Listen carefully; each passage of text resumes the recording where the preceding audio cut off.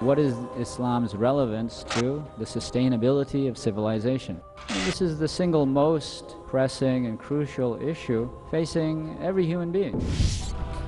Islam might have that balance, make it possible for people to live with dignity and to live a decent, comfortable life in this world, and more importantly, to prepare themselves for the hereafter, a life without end.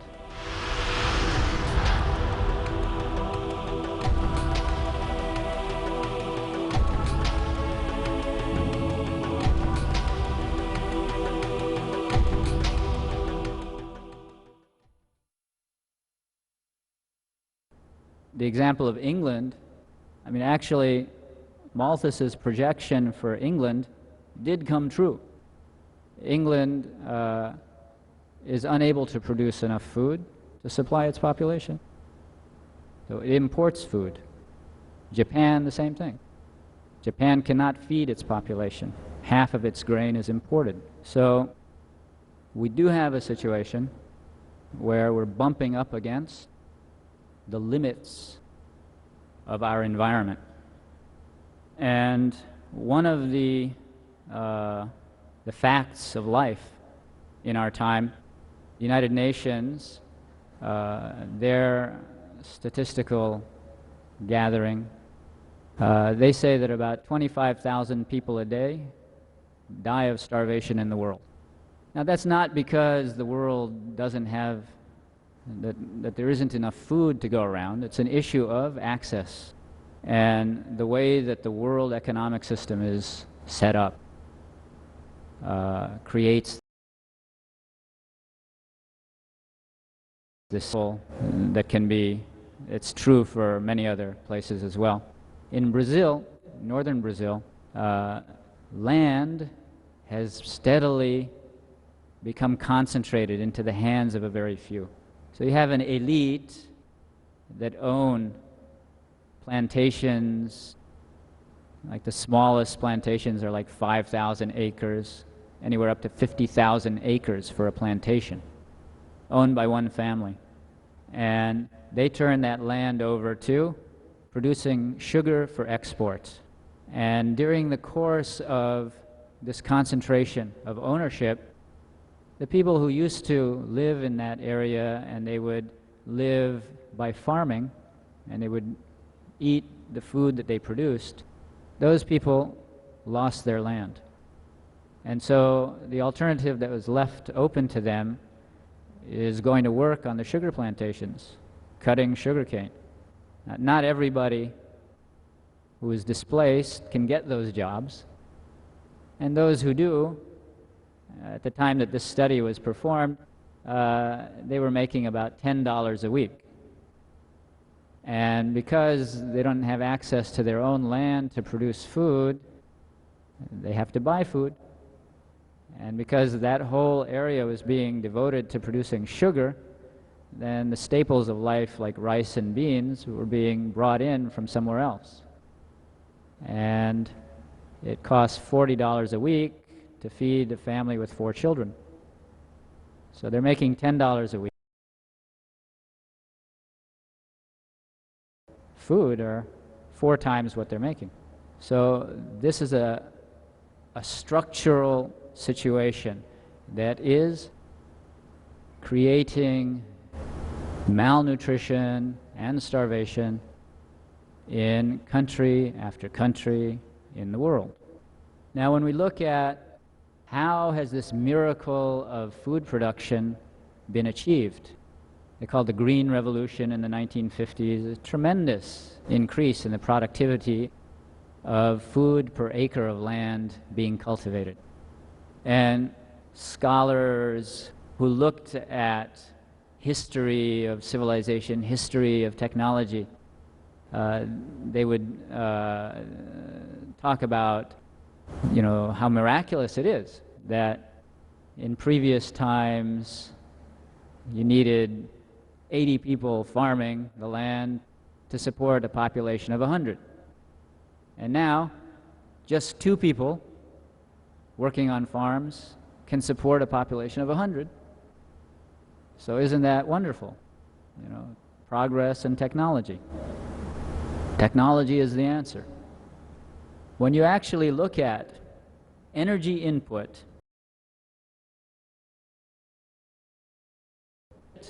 system for supporting a population, a dense population, was wetland rice farming in China before the introduction of petrochemical subsidies for agriculture. They would have a human input. The energy input would be 1 calorie and the output would be 50 calories. The system of producing food in the world today, where 2 people can feed 100, there's an energy subsidy there. Petrochemicals, oil for the tractors, the energy required to convert methane gas into urea fertilizer. When you count all of the energy being put into the food and the calorie output, you have 9 calories going in and 1 calorie coming out. So the miracle of increased food production is entirely dependent upon the petrochemical basis of our civilization.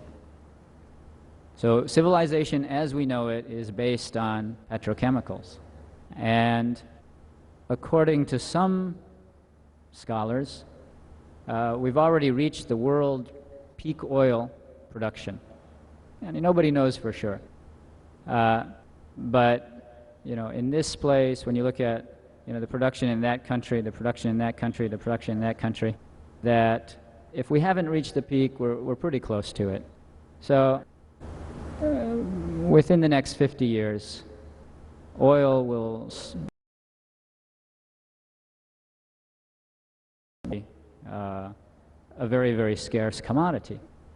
And okay, there's natural gas, there's coal, but all of that within maximum of 150, 200 years, it will run out.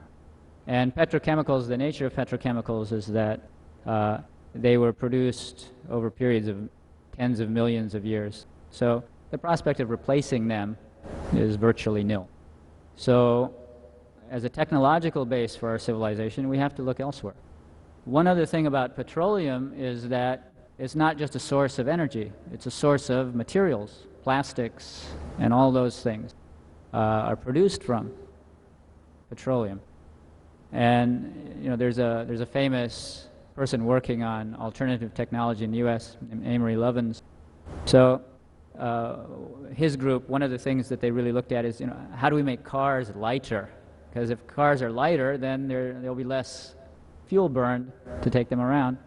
So they produced these very high-tech types of plastic that you can use in place of steel for the bodies of these cars.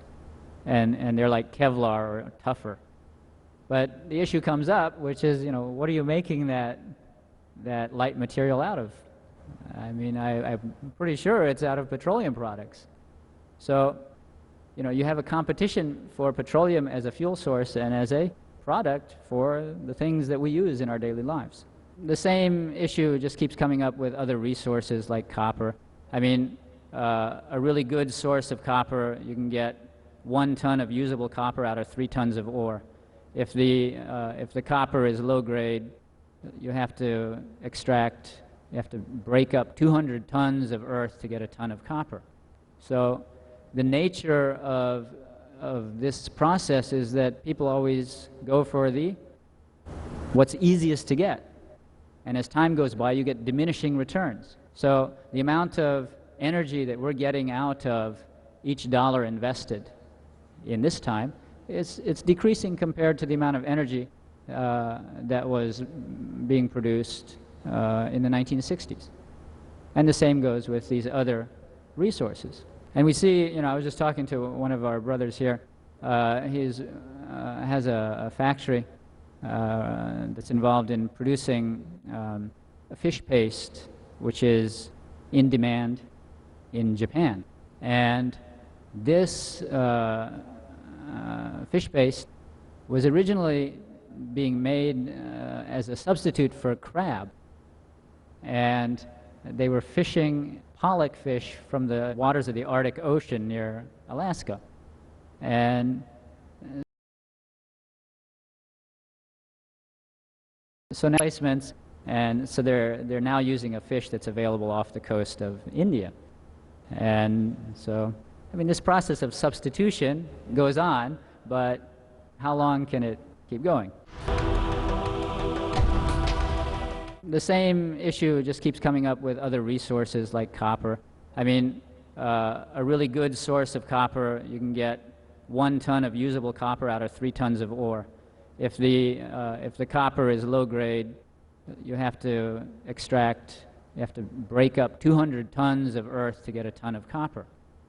So the nature of this process is that people always go for what's easiest to get. And as time goes by, you get diminishing returns. So the amount of energy that we're getting out of each dollar invested in this time, it's decreasing compared to the amount of energy that was being produced in the 1960s. And the same goes with these other resources. And we see, you know, I was just talking to one of our brothers here. He has a factory that's involved in producing a fish paste, which is in demand in Japan. And this fish paste was originally being made as a substitute for crab. And they were fishing pollock fish from the water. So now the pollock is running out.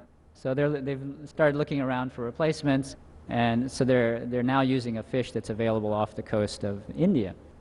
And so, I mean, this process of substitution goes on, but how long can it keep going? The other feature of the civilization in which we live is as you process vast amounts of raw materials in order to maintain a high consumption lifestyle, you produce vast amounts of waste. And so, I mean, that's global warming and air pollution, water pollution, solid pollution, all of those things we're familiar with. And, you know, if we look at what's available to replace oil, nuclear power, it's based on uranium, which is itself a scarce resource. And the issues, all the other issues of producing waste pale compared to the waste produced by nuclear fission. You have to take care of those wastes for 25,000 years. That's the half-life for plutonium. The waste that they were storing in the facilities in Hanford, Washington, in these oil drums, it all leaked into the Columbia River. You know, it's a major, major problem. They haven't solved it, but yet they're going ahead with power. Most of the dams that can be built have already been built. Wind power, it's good, but it's not going to supply on the rate that the world is using. It can't replace the amount that we're using of oil. Solar is okay, but it's so diffuse. It can be used for maybe heating your water in your house, but it's not going to run your car. Geothermal, it's only available in places like Iceland. Hydrogen, fuel, it takes energy to produce hydrogen. So, you know, it's not a solution. Biodiesel, if you're going to grow oil palm plantations to produce biodiesel, that means you can't grow food on that land. And, you know, so these are really, really major issues.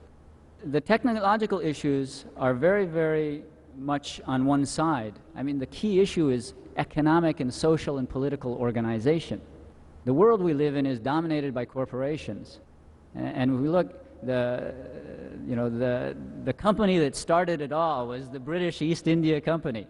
I mean, this is a corporation that conquered piece of the world's land. And then, you know, the government eventually, the British government, eventually stepped in to run it for them when they saw they couldn't do it. But everywhere, the world is being run by these corporations. And the philosophy of these corporations is to maximize production and maximize consumption. And you have to do everything possible to increase the rate of growth. Just can't go on. And one of the features of this economic system, it's a winner-take-all economy. If you look at somebody like a person who wins the 100-meter dash in the Olympics, there's 1/100th of a second that separates that person from number 2. But that 1/100th of a second means that they win the gold medal. And when they win the gold medal, then you get corporate sponsors that want that person to be on a cereal box. So the one who is 1/100th of a second slower gets nothing for all the training, etc. He's forgotten and he goes home, and that's it. The one who is 1/100th of a second faster may earn 10. Metaphor for this system is the lottery. You have all these people buying these lottery tickets, and one person will win. And it becomes like a safety valve for the frustrations of the poor. You know, you put this person on the TV. This is a person, you know, this system works. You can be rich too. You know, and 10,000 people buy the tickets and one person wins. So in previous cultures, the ruling elites needed the peasants. If the peasants were completely malnourished and etc., then the system collapses because they're producing the food that the elite needs. But when 2 people can produce the food for 100, and another 5 or 10 can produce the cars and the whatever, so the people who don't have jobs in that system, they obviously can't really consume the products of that system, and the system can work very well without them. So if 25,000 people a day die, it's no skin off the noses of that ruling elite. They don't care. This is the world that we're living in. And is there an Islamic economic alternative? I ask you the question. Islamic economics, as we see it today, is merely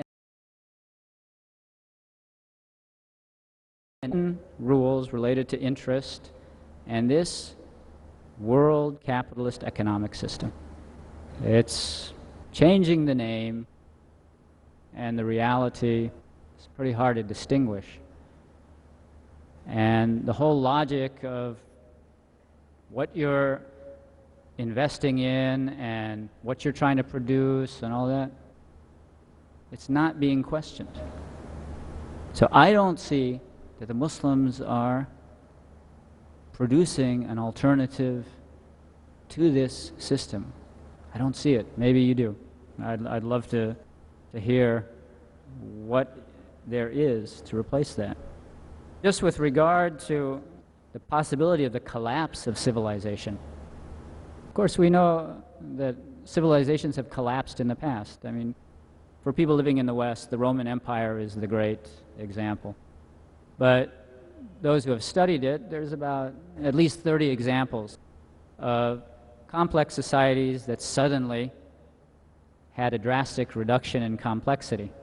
And when that happens, then central political control diminishes. Outlying areas become independent. The exchange of goods between different parts of the world slows down. The exchange of information between different parts of the world.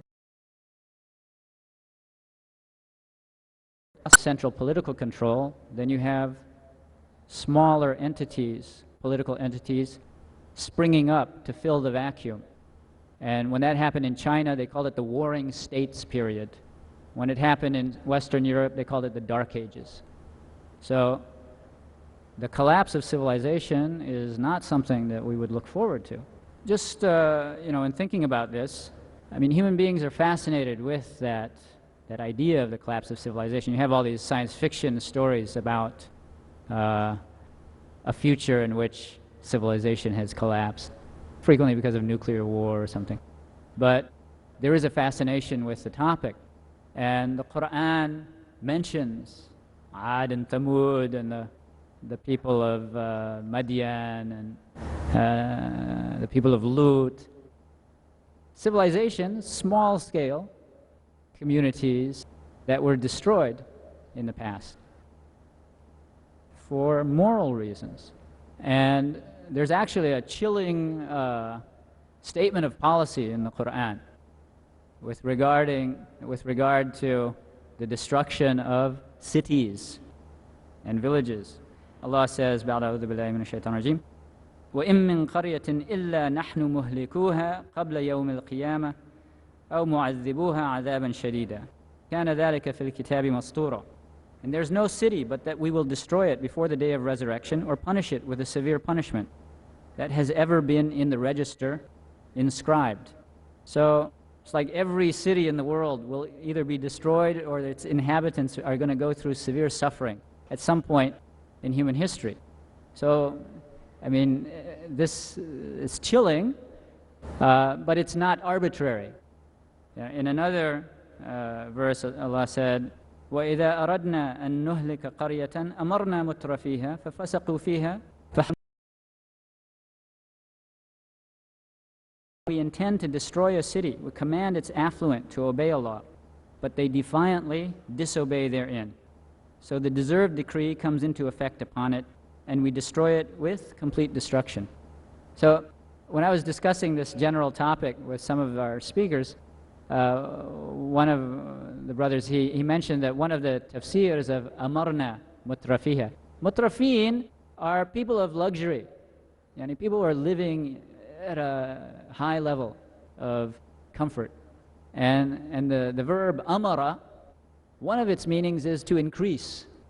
So there is a tafsir that says that when Allah intends to destroy a city or a village, that He increases the number of it, people living in luxury. Although that was not the preferred tafsir because of some linguistic issues and etc. I won't go into that. But just in passing, that's kind of an interesting point. But the dominant tafsir is that Allah He sends commands to those people through their prophets. And then the people who are living in luxury, the elite, they disobey. They defiantly disobey. And when that happens, then usually they have the means to swerve public opinion to go along with them. And so they all become deserving of punishment.